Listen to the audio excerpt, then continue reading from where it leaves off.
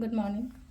Ngasigi akhoi yumjagation numit ko yumjagation numit ki card ki message yengase ko yumjagation numit ahambada numbers harasi yumjagation gi oina 104 leire atuga akhoi gi kenosina ko kalasina asangba gumba kai gumba adumaina sina biba yumjagation numit se ko aduga akhoi chak thumba da hapa ya bas yumjagation gi oina hadi green color gi chaba ya ba tulsi mana natraga ilaichi gumba kai gumba adumaina happy be ko adu duma leire ko adu sida khoi first ta kaino hairasine ko sida card hum katang no thuk terge ko card hum se amma khanbira se ko card number 1 card number 2 card number 3 ko ahamba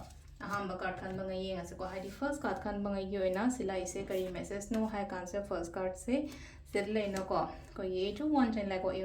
age of one lag matam sida hadi aingon the opportunities kum la ko oina oigo nga si se khudong chaba ni khangde natraga health ni khangde natra khangong dana salong no paisel ko pot ama dumai taraga dum bai mong da lai ko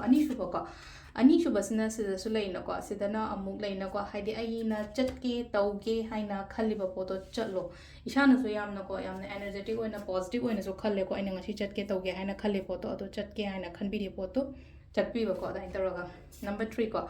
number 3 gi sina sile no ko katang isha sida ki ba khot pa khara phau ko ko adum bagi mong da lai ko ki ba phau ba hai ba ya trai le no ko worried kumba kai gumba khara le ko sida akiba pakhat pa khot pa sugum mayam se ko aduna wakan katang nungai ta ba hai tar ko hai mingon da su hai ru su ya ta gum tau na traga hai di kari bo hai do no ko to no hai ba gi adum ba mayam su khang da bu do maka adumaina tawra ko ado sida lere khoi card ki message na timing se hai jara ke ko ngasi ko na timing se mari ga minute fo manga da na tare ka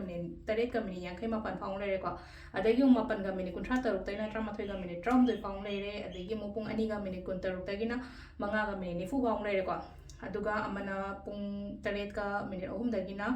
akoi gi pung tara ma thoi ga minute trai thoi phaw basis na ahing gi ne ko aduga nung dang ahing nung yai gi amma ga minute yang khai ma pan dai na nongalam dai gi ahum ga minute kun ma thoi phaw basis na koi gi ngasi gi wena afaba timing ko ado sida leire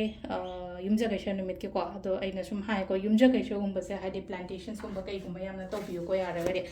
hadi pambi gum ba tha ba kot ba se yara ga di yumjagation gum ba se adumaina gum ba tha bi ba ken yum da sangaman gum ba gi adumaina tha ka no ma hadi ai